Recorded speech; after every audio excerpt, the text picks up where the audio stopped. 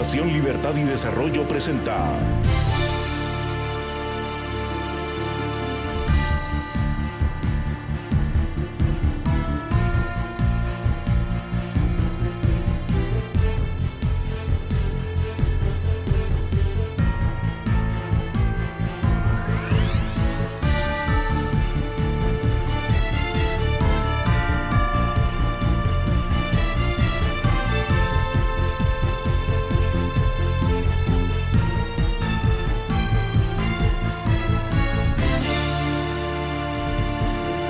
Razón de Estado con Dionisio Gutiérrez. Para las víctimas de la violencia, la persecución y la represión, para los prisioneros políticos, prisioneros de conciencia, para aquellos en el exilio, para aquellos que piensan diferente, para quienes luchan cada día por una mejor Venezuela. Estas son las palabras con las que Leopoldo López, perseguido por la dictadura chavista, dedicó su diario clandestino, el que fue escribiendo con el paso de los días y los meses, desde Ramo Verde, la cárcel militar donde lo tuvieron como prisionero político, como prisionero de conciencia, después de que él mismo se entregó a la dictadura en febrero de 2014. Fue hasta octubre de 2020, después de cambios de lugar de detención y momentos de gran peligro, que Leopoldo López logró escapar de Venezuela para reunirse con su familia en Madrid, hace solo 12 meses. Después de abrazar a su familia y agradecer a la gente que le ayudó a recuperar su libertad, las primeras palabras que salieron de su alma fueron que seguirá luchando porque su país tenga elecciones libres, por el bienestar de su gente, por la libertad de su pueblo. La cobarde narcodictadura de Caracas encerró a Leopoldo López por ser un líder de oposición, por exponer los abusos de esa tiranía, por pensar diferente. La dictadura de Caracas tiene en este momento cerca de 270 presos políticos, víctimas de la justicia injusta, como le llama Leopoldo a la justicia del chavismo. Una justicia prostituida y al servicio de la mafia criminal que tiene ocupado ese territorio que lleva el nombre de Venezuela, la tierra de Bolívar. Solo quienes viven bajo la opresión de las dictaduras saben del terror que se sufre cada día y del dolor y la asfixia que provoca sentirse despojado de su libertad. Venezuela está hundida en la miseria, el desabasto, la inflación y la zozobra. La pobreza extrema sobrepasa el 50% en un país donde más del 80% son pobres, en un país que tenía los recursos y la oportunidad de ser uno de los más ricos del planeta. La crisis humanitaria que sufren los venezolanos no tiene precedentes en el continente americano. El chavismo usó la democracia para inhabilitar la democracia y con el socialismo del siglo XXI hizo de Venezuela el Burundi africano en América Latina. Chávez y Maduro convirtieron a Venezuela en un estado fallido que amenaza la seguridad de la región y que ha expulsado a millones de venezolanos de los que otros gobiernos se hacen cargo hoy, estos democráticos y solidarios. Ya se ha dicho y escrito todo sobre el chavismo y Maduro su heredero. Venezuela es una nación secuestrada, sometida y ultrajada ante la mirada pasiva, indiferente y con frecuencia hipócrita del mundo occidental. Hay voces tímidas de protesta en la comunidad internacional, pero la realidad evidente no cambia. Hará falta mucho más que esto para liberar Venezuela. Por eso es tan importante apoyar a líderes como Leopoldo López, que arriesgaron su vida y sacrificaron su libertad por la causa de la democracia en Venezuela.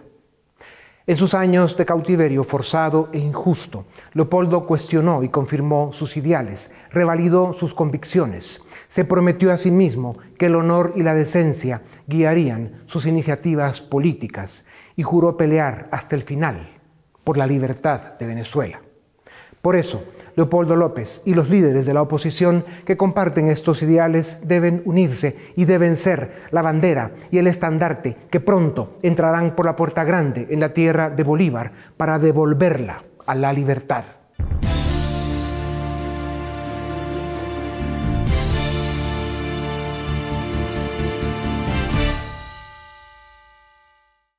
Durante las décadas de los 60 y 70, Venezuela era una de las naciones más prósperas y con más potencial de América Latina. pero víctima de subdesarrollo político, corrupción rampante, gobiernos mediocres y élites indiferentes, y por eso, inestable políticamente y propensa a intentonas de golpes de Estado. El rechazo popular que esta forma de ser provocó fue aprovechado en 1998 por Hugo Chávez para ganar las elecciones, quebrar la democracia, instalar una dictadura y perpetuarse en el poder. Y hasta hoy, usando a un monigote criminal e impresentable de apellido Maduro. En 20 años, Venezuela pasó de ser una nación próspera a una con 94.5% de pobres y 76% de seres humanos extremadamente pobres. Más de la mitad de los venezolanos come una vez al día. El desabastecimiento es frustrante, las colas ofensivas. La Venezuela de hoy es testigo de cientos de miles de personas buscando comida en los basureros. Una encuesta de 2018 reflejó que en 2017 el 64% de venezolanos perdió 24 libras en promedio como consecuencia de la criminal hambruna provocada que vive el país. En Venezuela se expropiaron empresas, se nacionalizaron los servicios, se despilfarró el dinero en malos manejos y corrupción, hasta quebrar a aquel coloso petrolero. Con la muerte de Hugo Chávez, ascendió Nicolás Maduro para acelerar la debacle de la nación venezolana y para consolidarla como una narcodictadura. En 2021, el Fondo Monetario Internacional estimó que Venezuela ha perdido el 80% de su riqueza desde la llegada del chavismo. La historia reciente de Venezuela es la peor tragedia humanitaria de nuestra generación. Además de la crisis existencial y de sobrevivencia, pronto serán 7 millones de venezolanos en el exilio, el mayor éxodo del mundo por encima de Siria.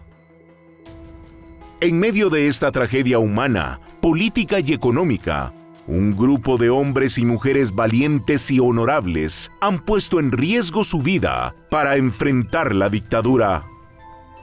Uno de los grandes referentes es Leopoldo López, electo en el año 2000 como alcalde de un municipio cercano a Caracas, y en 2008 inhabilitado por la dictadura, a pesar de ser el favorito para llegar a la alcaldía de la capital venezolana. Leopoldo López se convirtió en la voz más importante de la oposición y enfrentó persecución y hostigamiento.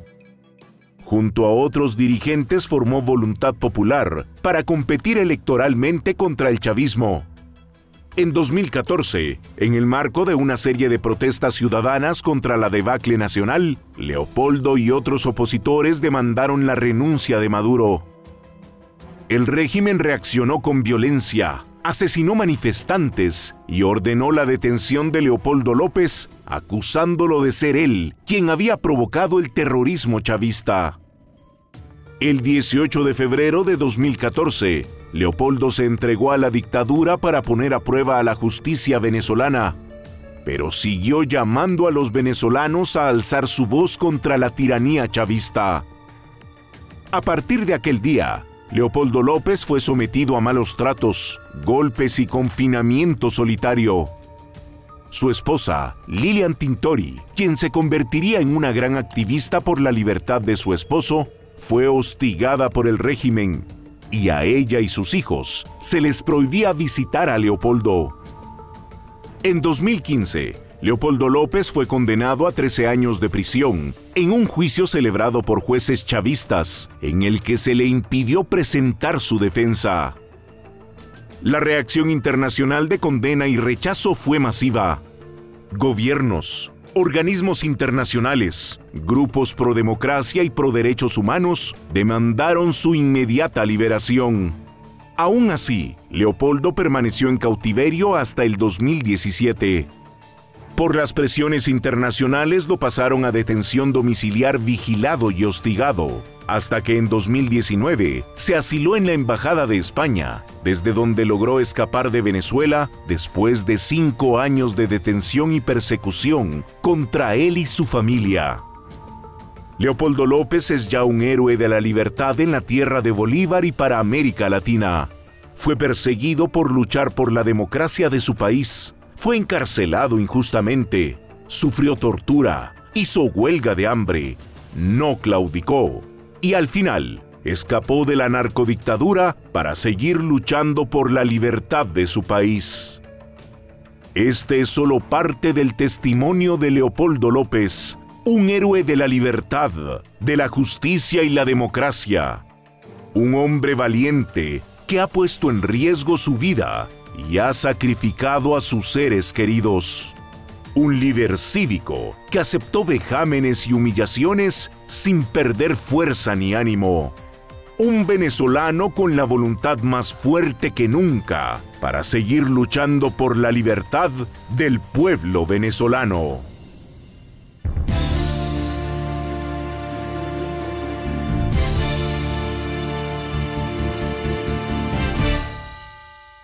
Bienvenidos a Razón de Estado. Hoy tenemos el privilegio de presentarles a Leopoldo López, venezolano, político, economista y uno de los líderes más visibles de la oposición de su país, Venezuela.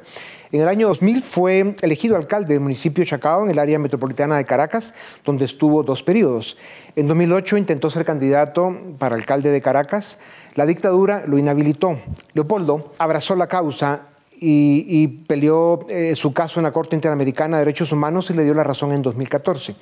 Ese mismo año fue capturado y hecho prisionero de conciencia de la dictadura por manifestar contra la dictadura chavista, que realmente es una narcodictadura. Estuvo 3 años en la cárcel por presión internacional. Al final dejó Venezuela hace apenas 11 meses y solo 11 meses tiene de libertad. En octubre de 2020 logra escapar de Venezuela y está establecido en España con su familia. Leopoldo, bienvenido a Razón de Estado, bienvenido a Guatemala. Mira, Venezuela es probablemente ya el caso de mayor destrucción de riqueza, de bienestar de un pueblo, de una nación entera. Ni siquiera en una de las guerras mundiales un país sufrió tal nivel de devastación. Aún así, el chavismo avanza con el apoyo de La Habana, China, Rusia e Irán. Ya vimos lo que está pasando en Chile con la constituyente, el retorno de Evo Morales en Bolivia, la victoria marxista de Pedro Castillo en Perú y AMLO en México. ¿Cómo es eso posible? ¿Qué le pasa a América Latina? Bueno, primero muchas gracias, Dionisio, gracias por esta oportunidad. Como tú lo dices, lamentablemente Venezuela ha tenido un proceso de destrucción tremendo. Te pongo algunas cifras. Durante la Segunda Guerra Mundial, Europa cae su Producto Interno Bruto más o menos un 40%. Caso de Venezuela, en los últimos 8 años solamente ha habido una caída del 80% del Producto Interno Bruto. Hoy la economía venezolana es más pequeña que la economía de Guatemala, es más pequeña que la economía de República Dominicana y es una economía que lamentablemente ha expulsado a millones de venezolanos que hemos tenido que salir forzadamente de Venezuela buscando oportunidades, empleo, seguridad y también huir de la represión de la dictadura de Nicolás Maduro. Y todo esto ha ocurrido no por una guerra, no por una devastación, por un desastre natural, sino por la imposición de una dictadura con unas ideas en donde se promovía el socialismo y terminó siendo una estructura de crimen organizado en el poder en Venezuela. Por eso es que la llamamos, quienes decimos las cosas como son, una narcodictadura. Leopoldo, ¿por qué ha durado tanto esa narcodictadura chavista? Bueno, tú lo decías anteriormente, por el apoyo que tiene Nicolás Maduro de una estructura de países muy poderosos, China, Rusia, Turquía, Irán, Cuba, son todos países que aportan desde equipamiento, personal militar, inteligencia, diplomacia proactiva, lavado de activos, extracción de oro, contratos petroleros, entrega de gasolina y podemos seguir haciendo la lista. Entre otras, algo muy importante, la intoxicación de la comunicación en las redes sociales que hoy en Venezuela está totalmente contaminada y manipulada por parte de la dictadura. Y lo segundo es porque es una dictadura. Y cuando nosotros entendemos que estamos enfrentando una dictadura, tenemos que entender que estamos enfrentando a quienes se están aferrando al poder. Por eso da cólera de vergüenza escuchar de la narcodictadura que quiere ir a elecciones otra vez. Hablan de unas elecciones regionales. ¿En serio?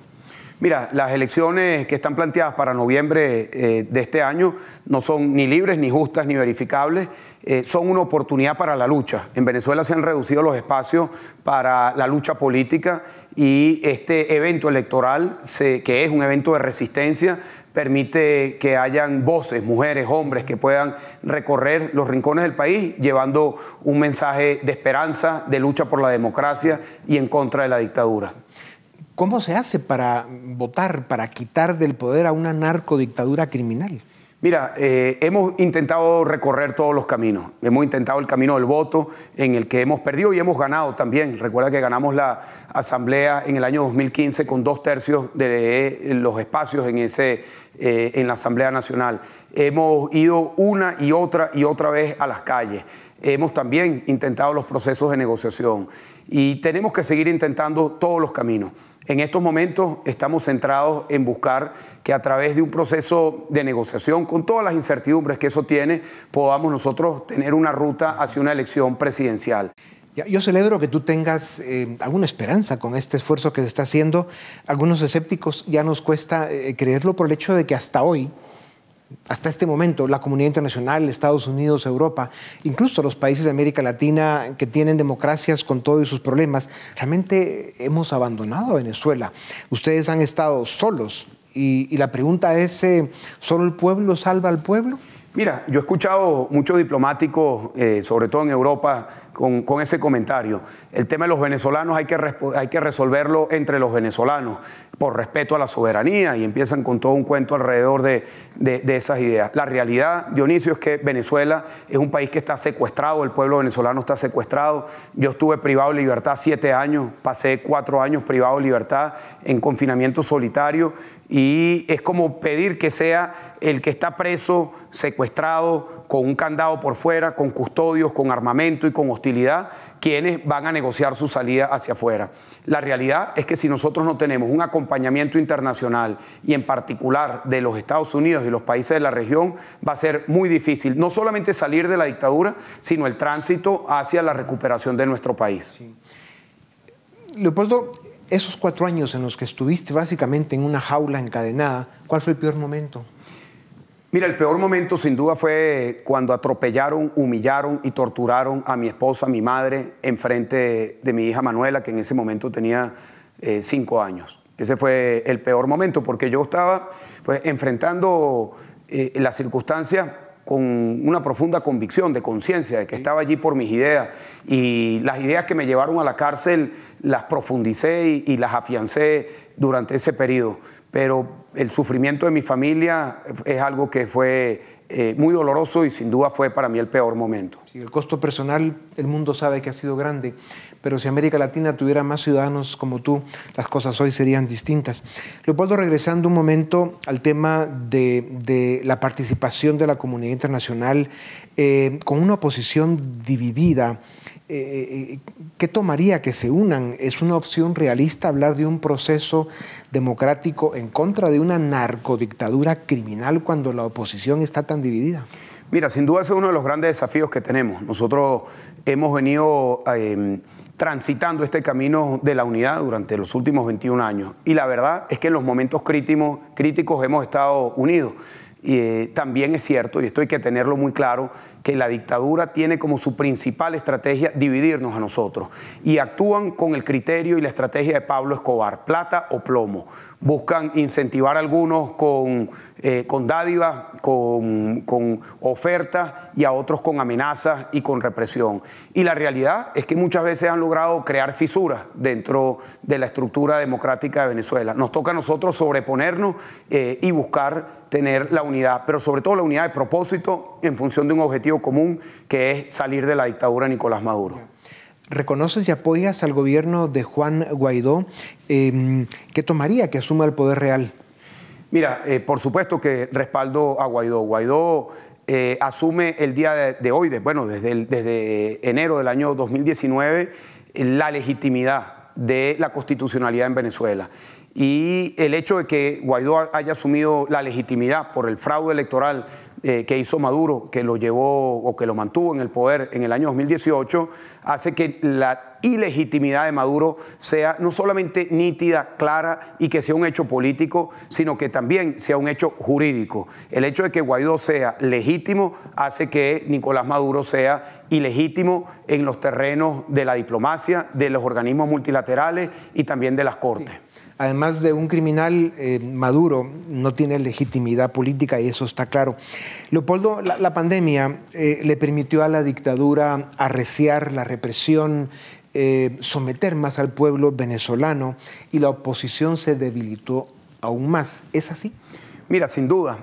Yo creo que fue en marzo, abril del año 2020, cuando estamos en el auge de la pandemia, hay un autor que yo respeto mucho, Harari, que escribió el libro Sapiens. Él escribió un artículo en el Financial Times en donde alertaba de cómo la pandemia iba a ser utilizada como un episodio para afianzar más los sistemas autoritarios. Hablaba de China, hablaba de distintos países, de cómo iban a utilizar la pandemia para estos efectos. En el caso de Venezuela, eso fue así. El caso de Venezuela, la pandemia llegó y se convirtió en una excusa para que Maduro profundizara mucho más el nivel de control social, el nivel de represión, de miedo, de incomunicación de la población, lo que ha hecho mucho más difícil nuestra lucha. Ha sido lamentable que esto no solamente ocurrió en Venezuela, sino en muchos países en donde la pandemia se ha utilizado para profundizar los sistemas de control social en los autoritarismos. Leopoldo, la gran pregunta es, ¿va Venezuela en el mismo camino que Cuba? 62 años de dictadura criminal, el mundo lo sabe, el mundo lo olvidó y los venezolanos están solos. Mira, yo creo que hemos tenido en este tránsito acompañamiento, pero puede haber mucho más acompañamiento, mucho más, de parte de los países libres del mundo, no solamente los gobiernos y parlamentos, sino los medios, la población, personas que asuman la responsabilidad de luchar por la libertad. Yo sí creo que nosotros corremos el riesgo de la cubanización de Venezuela, y eso lo digo con mucha tristeza y preocupación. ¿Y a qué me refiero con la cubanización del hecho de Venezuela? Me refiero a que se apague la llama de la población de querer luchar por la libertad. Y ese riesgo está allí, depende de nosotros, del liderazgo y de la gente, de los venezolanos, que esa llama no se apague, que asumamos que por más adversa que sea la lucha, por más difícil que sea el terreno, que sigamos siempre soñando y teniendo la esperanza de que pronto seremos un país libre. Sí. Pero esa amenaza está allí, tenemos que estar conscientes de ella, tenemos que estar conscientes del terreno en el que estamos luchando. Yeah. Leopoldo Chávez logró consolidar el socialismo del siglo XXI, lo contagió a otros países de América Latina. Hubo algunos momentos de esperanza en Bolivia, en Ecuador, que lo estamos viviendo, no digamos en Uruguay, pero Bolivia cayó otra vez en manos del movimiento de Evo Morales.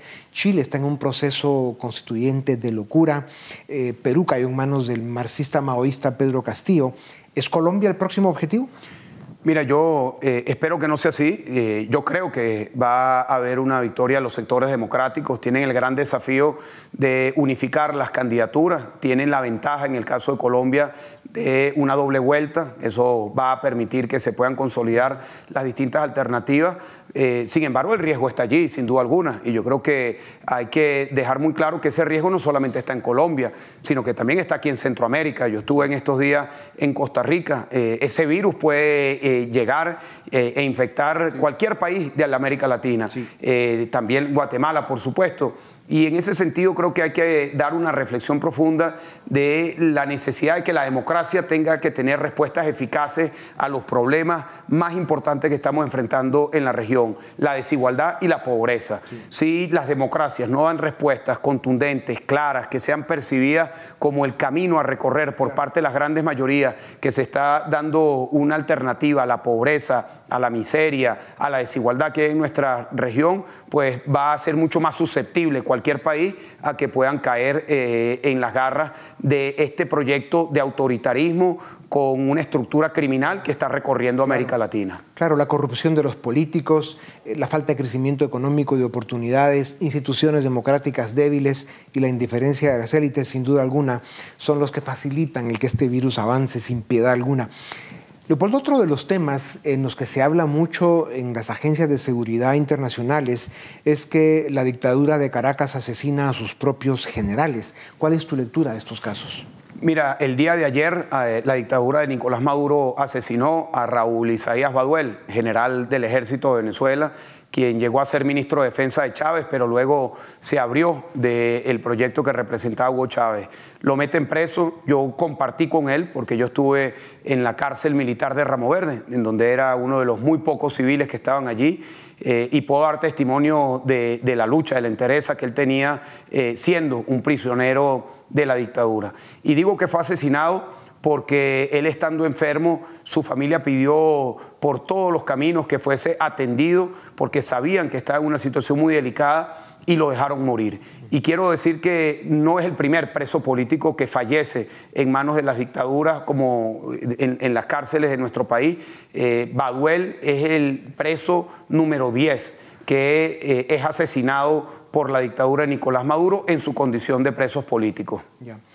Leopoldo, si siguen fallando los esfuerzos de la comunidad diplomática internacional, si el pueblo venezolano está cada vez más, digamos, débil y sometido, lo cual es comprensible con los niveles de represión que ha tenido esta narcodictadura criminal con el pueblo venezolano, la pregunta ¿es una intervención militar el único camino? ¿Quién la podría dar y en qué circunstancias? Mira, sobre ese tema se ha hablado mucho, pero quien podría ejecutar o plantear una ruta como esa, han dicho claramente que ese escenario no es un escenario posible. Eso, a algunas personas pues no les gusta escuchar que eso es una realidad. Yo creo que cualquier camino que nos permita liberar a nuestro país es un camino que debemos de por lo menos estudiarlo, porque el sufrimiento que hoy vive Venezuela, de millones de personas que están muriendo de hambre, que tienen que salir de nuestro país, 94% de nuestra población está en situación de pobreza, 70% en situación de pobreza extrema. Es decir, todo eso hace que el hecho de Venezuela sea un hecho que tenga que recurrir a analizar cualquier camino que nos permita salir de esta tragedia en la que estamos sometidos. Y tenemos obligados a también buscar otras alternativas a eso, si esa no está como una de las alternativas posibles, porque quien podría hacerlo, particularmente los Estados Unidos, han dicho claramente que no están en disposición de hacerlo. Lo cual es lamentable porque, como tú lo describes, las circunstancias, digamos, humanas, sociales de Venezuela son deplorables, lamentables y van quedando pocas opciones. Las democracias desarrolladas de Occidente tendrán que, como tú bien lo dices, analizar todas las opciones. Sí creo que es importante dejar muy claro que la opción de la fuerza y de la intervención militar ya ha ocurrido en Venezuela. Claro. Pero por parte de Cuba y por parte de los grupos aliados a Nicolás Maduro. Hoy Venezuela está sometida al terror, hermano. Mira, la disidencia en Venezuela no es posible que la gente ponga un mensaje por el Twitter libremente sin pensar que eso puede llevarlo a la cárcel, porque ya ha ocurrido. El uso de la fuerza, no solamente de la fuerza militar, policial, sino también de grupos irregulares, hoy es una de las razones por las cuales Maduro está en el poder. Claro. Entonces creo que es muy importante cuando se habla del uso de la fuerza de estar muy claro que la dictadura de Nicolás Maduro ya lleva años utilizando la fuerza para mantenerse en el poder. Sí, yo tengo hermanos de lucha, hermanos queridos que han sido asesinados por la dictadura, torturados, ejecutados con disparos en la nuca.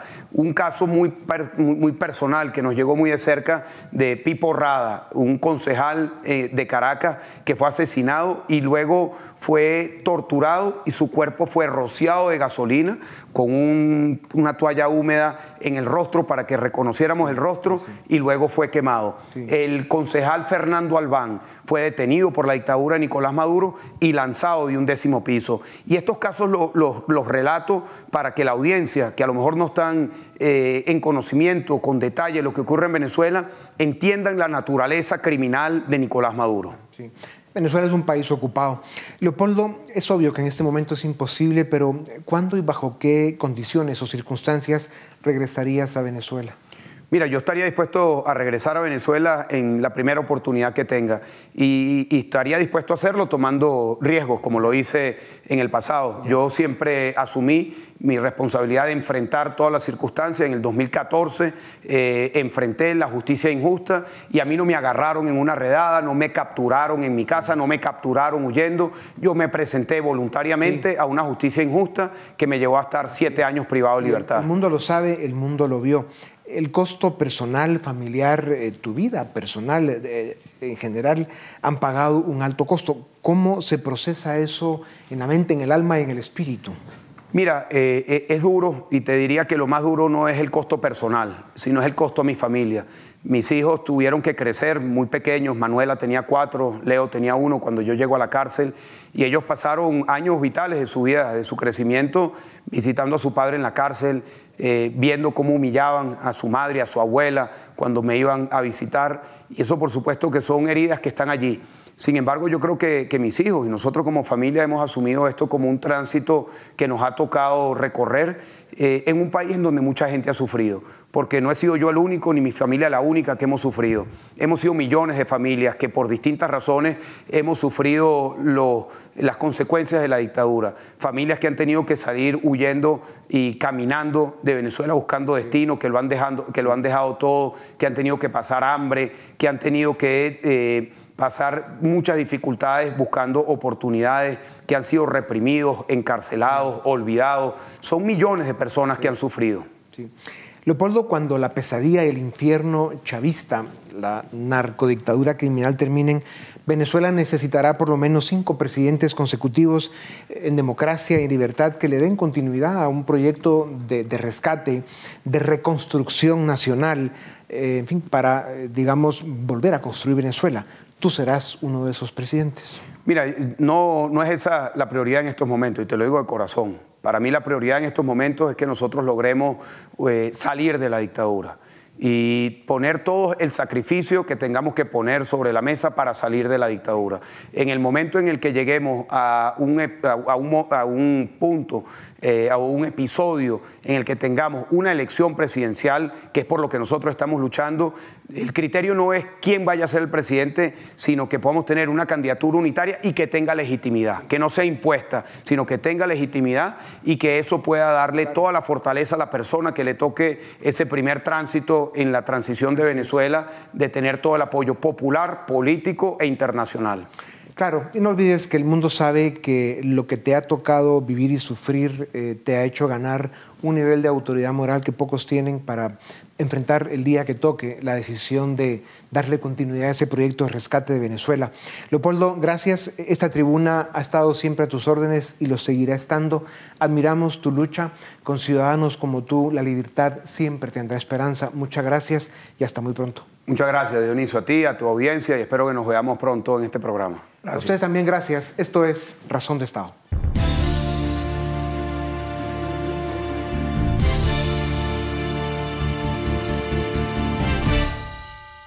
Iniciamos el debate en Razón de Estado. Hoy vamos a discutir sobre el proceso electoral que celebrará Venezuela el próximo 21 de noviembre.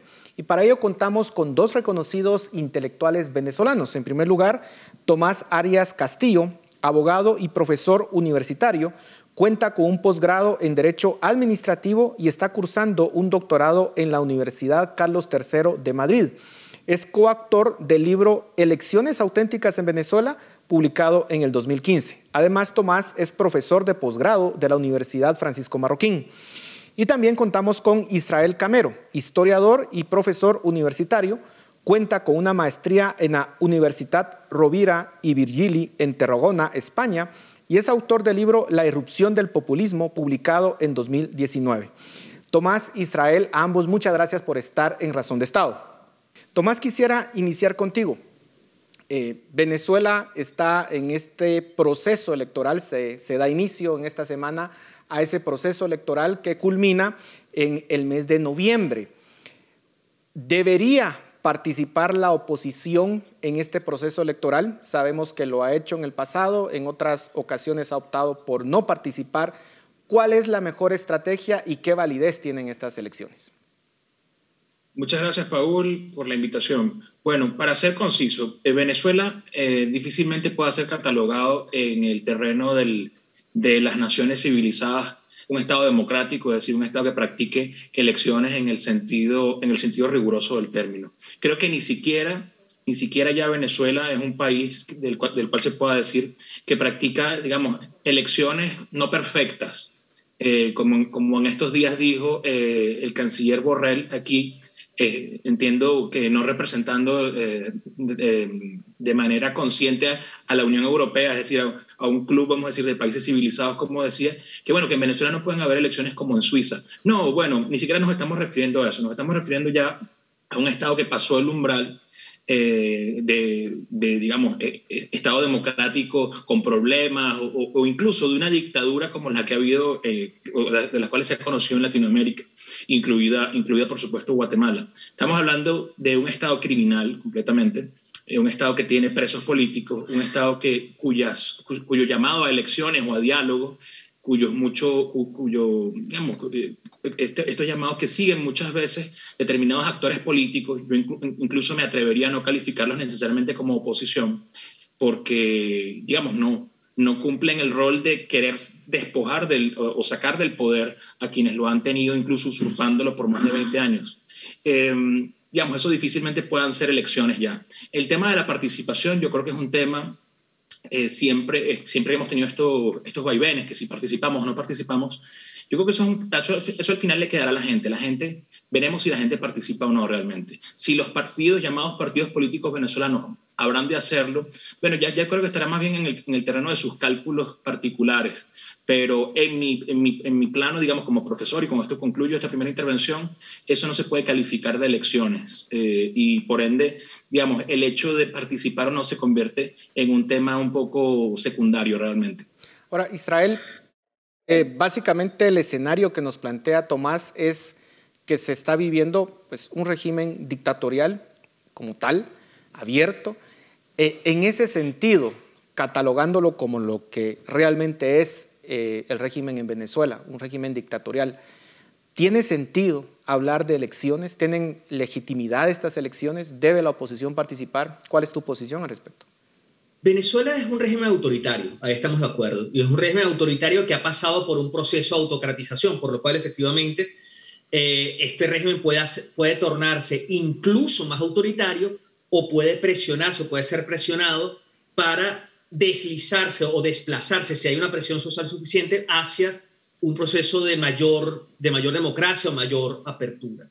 Y yo creo que el tema de participar o no en las elecciones hay que verlo desde el punto de vista estratégico por parte de las fuerzas democráticas. Las fuerzas democráticas tienen que tener capacidad para retar al régimen autoritario, tener una capacidad para enfrentar efectivamente al régimen autoritario. En ese contexto, el proceso que ha iniciado el régimen autoritario en este proceso electoral no puede verse sino como una oportunidad, uno, para colocar un mensaje en la ciudadanía, dos, y colocar un mensaje y propagarlo, dos, para colocar un liderazgo en la calle y de cara a la gente, y tres, para dejar un legado organizativo. Quiere decir que efectivamente tú generas una mayor red de organización y en esa medida la participación electoral aumenta las posibilidades de movilizar y de retar al gobierno autoritario. Entonces, en ese sentido, el hecho de que sea un gobierno autoritario, y ahí podremos estar de acuerdo, efectivamente es un gobierno de corte dictatorial, muy a lo específico en la tradición venezolana, en el marco de Venezuela,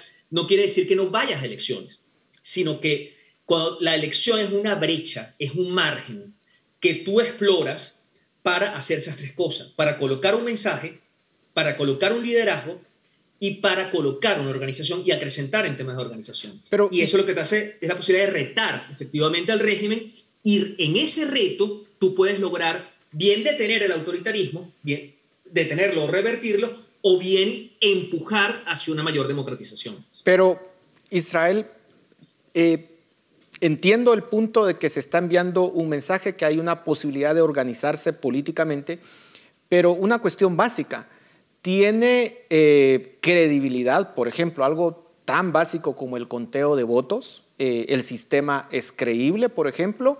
¿O sabemos que son elecciones que no no cuentan con esa credibilidad mínima en ese proceso de conteo, por ejemplo. Yo creo que incluso el problema podría ser hasta peor en un sentido, ¿no? Porque las restricciones y la falta de competitividad de estas elecciones vienen en pasos previos. Es decir, el hecho de que tú tengas partidos ilegalizados, tienes partidos judicializados, tienes candidatos, tienes presos políticos y tienes candidatos inhabilitados políticamente, todo eso es absolutamente cierto. Pero incluso frente a eso, tú tienes que tener la capacidad de retar efectivamente el régimen. Y este es un espacio de reto, como lo fue Alejandro Toledo contra Fujimori en su momento. Es un espacio para retar, para movilizar. En cuanto al conteo, aquí viene otro punto. Una vez que tú logras presentar, hay la posibilidad de presentar candidaturas, hay espacios en los cuales, como algunos municipios, algunos estados, donde tu capacidad de reto, tu capacidad de competir es mayor que en otros. Porque efectivamente hay unos de la capacidad de competición está mucho más restringida, donde el autoritarismo está mucho más consolidado, y otros donde ese autoritarismo, estando consolidado, la oposición tiene una presencia mucho más fuerte y una capacidad organizativa mucho mayor. Entonces, claro, como no son unas elecciones nacionales, sino son más de 300 elecciones distintas, 335 elecciones municipales, más las elecciones regionales como tal, de una u otra manera tú tienes múltiples espacios de reto al gobierno, y el gobierno no se despliega en todas partes con la misma capacidad. Nuevamente, es un margen y una brecha para dar la pelea. Tomás, ¿es válido decir que esto abre un espacio para organizarse políticamente y sobre todo tomando en cuenta de que entiendo que en las autoridades electorales se abrieron 2 espacios para la oposición, tratando de alguna forma de dar un gesto de cambio por parte del régimen? ¿Es válido decir que pues, esta es la posibilidad de que el pueblo venezolano pues, se pueda organizar y expresar, incluso en las calles, su rechazo al régimen? Si no fuese tan trágico, Paul, te diría que hasta los argumentos parecían un poco simpáticos o cándidos, pero resulta que de ninguna manera. Ningún mensaje, ninguna lucha, ninguna organización. El mensaje que se está dando en este momento con la participación de manera absolutamente entregada que se está haciendo en este momento y que están haciendo actores políticos específicos en Venezuela, del llamado G4 y de la llamada oposición venezolana, el mensaje que están dando es que se están entregando para cohabitar, no están luchando. Eso de ver que es una lucha y mostrarla en términos de restricciones, Toledo versus Fujimori, falta de competitividad, digamos, es un marco en el que yo no me muevo en lo absoluto. Por lo que dije en un principio, ¿no? Partiendo de las coordenadas de las que yo estoy partiendo. En Venezuela no hay elecciones. En Venezuela no hay democracia, en Venezuela hay presos políticos, en Venezuela hay hambre, en Venezuela hay una situación sanitaria que está completamente desbordada. No hay un mensaje real de movilización a la población.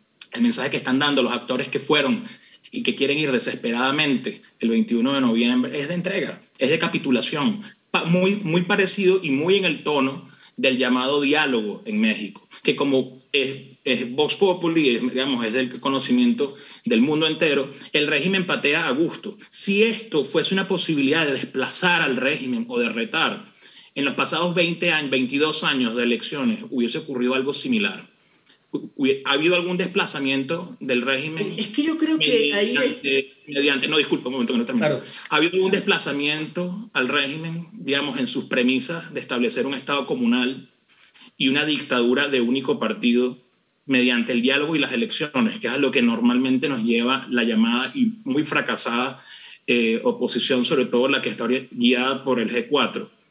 Es totalmente falso, es una versión falaz, y el mundo, por suerte, cada vez lo compra menos. Digamos, el mundo democrático civilizado entiende que eso, solamente para hablar en el plano de la movilización y de la organización, ya no del mensaje, porque el mensaje es absolutamente de capitulación, de desespero por ir a legitimar al régimen de Maduro. Solamente en el plano de la organización y de la movilización me permito hacer una acotación, porque soy experto en este tema, del tema concretamente de la asistencia internacional hacia el desarrollo.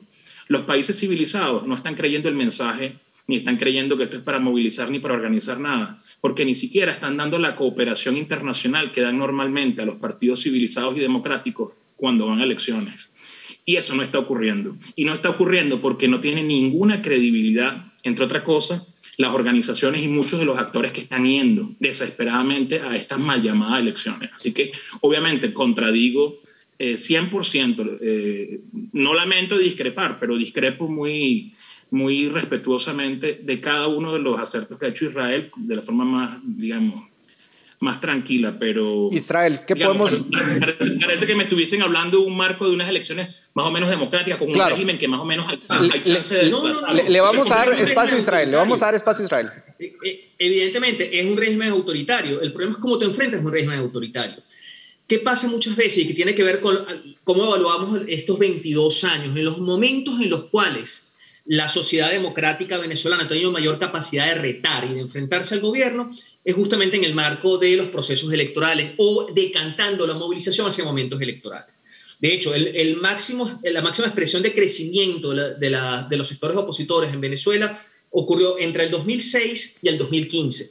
Y eso fue en materia de crecimiento, en materia de organización, participación electoral en un escenario de autocratización creciente, y vas conquistando y vas ganando espacio y vas enfrentándote al régimen autoritario.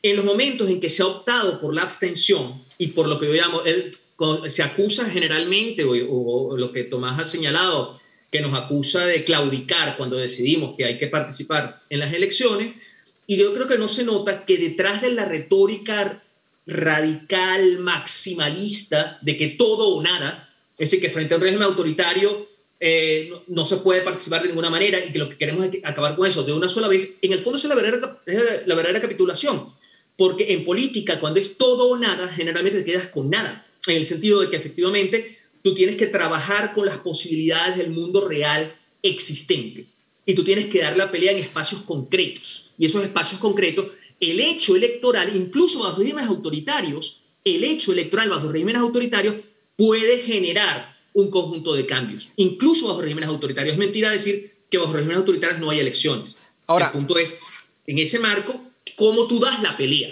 Y es el reto que se ha dado a lo largo de estos 20 años y que se da en la actualidad. Y creo que viene muy bien el punto en el sentido, Tomás, de entonces, ¿cuál es la salida? Si no es opción participar en estas elecciones y luego en las siguientes que puedan venir, ¿cuál es la salida para derrocar finalmente un régimen dictatorial? ¿Qué nos dice la historia al respecto? No ha habido mayor apoyo internacional que hubo con la oportunidad que se acaba de desperdiciar por la mala ejecución del G4 y quienes les correspondió guiar esto que se ha llamado el gobierno interino, que el desconocimiento al llamado de elecciones fraudulentas por parte de Maduro. Esa fue la verdadera oportunidad de hacer algo internacionalmente por Venezuela, que la acaban de desperdiciar las mismas personas que ahora están llamando a elecciones, para que hablemos un poco de credibilidad de los actores. Si estamos hablando que estamos esperando una coyuntura crítica que surja por participar en una farsa electoral, pues solamente nos basta que nos regresemos a 2015. En 2015 hubo esa intención de convertir el Parlamento en una gran noticia internacional. No ocurrió. Luego, cuando se desconoció el llamado de elecciones de Maduro, cuando se desconoció el llamado de elecciones de Maduro, fue que realmente la vista se volvió hacia Venezuela. No tiene ningún sentido participar en un fiasco como el del 21 de noviembre, donde no hay ningún tipo de garantía. Tomás, perdona que te interrumpa. Tomás, ¿sí? Entiendo el punto, que no hay que participar. Entiendo tu punto. Ahora, ¿cuál es la salida?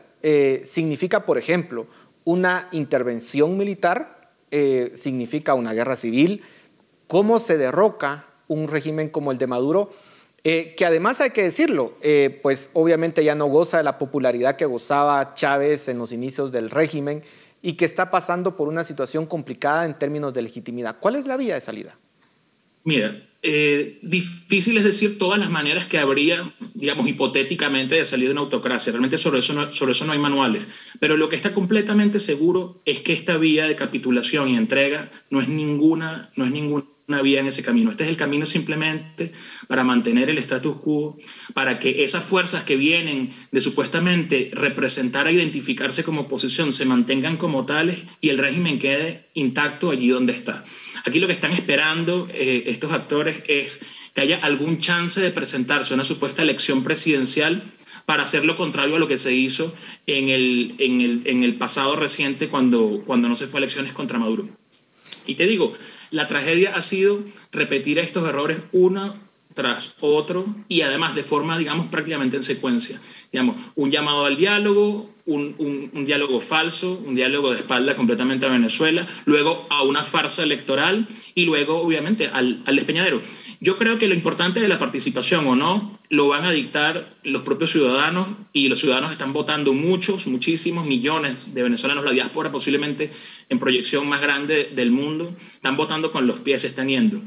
El mensaje que se le está dando a los venezolanos es simplemente de entrega y de capitulación. Nos quedan 2 minutos nada más, así que les voy a pedir a ambos, les voy a hacer la misma pregunta a ambos. Claramente en un proceso político hay divergencias. Y aquí la cuestión es que pareciera que el régimen está graníticamente unido o quien disiente pues es castigado y enfrenta las consecuencias. Mientras que la oposición, la percepción desde fuera es de que hay división a lo interno y claramente eso impide que se pueda luchar efectivamente contra el régimen. ¿Cómo plantear una posición unificada de parte de la oposición en contra del régimen? Israel, empezamos contigo y ya se nos está terminando el tiempo, así que les voy a pedir muchísima brevedad. La política no es el arte de la fantasía, sino la concreción de cosas reales. Y yo creo que en ese sentido, todos esos sueños raros de intervenciones internacionales o algún tipo de fantasía, son fantasías muy bonitas, pero poco prácticas. Yo creo que el tema es que el cambio tendrá que ocurrir desde adentro. Y para que ocurra desde adentro, el hecho electoral son hechos a los cuales tú tienes que enfrentarte. Y es un margen en el cual tú tienes que dar la pelea. Y en esa pelea tú construyes las posibilidades de retar al régimen, incluso de retar e impulsar un proceso de democratización, de romperlos internamente. Eso no es de hoy para mañana, eso no es inmediato, pero es que la suma de los cortos plazos no construye un largo plazo. Entonces hay que participar y hay que dar la pelea sabiendo que es un régimen autoritario. Tomás, 30 segundos y terminamos contigo. Tu pregunta, Paul. La oposición sí está unida. La gente que de verdad se opone a Maduro y a su régimen cleptocrático y comunista está unida. Pero el régimen también está unido. Lamentablemente está unido al G4 y a quienes malguían lo que se llama oposición. Y ellos son los que se van a ver juntos el 21 de noviembre. Tenlo con toda certeza. Bueno, les agradezco muchísimo a ambos por su análisis para comprender un poco la complejidad de la realidad venezolana y les deseamos el mayor de los éxitos en derrocar a ese régimen que ha sido tan cruel y que ha provocado una tragedia sin precedentes en la historia de América Latina. Así que muchísimas gracias a ambos, a ustedes en casa, muchas gracias por su atención.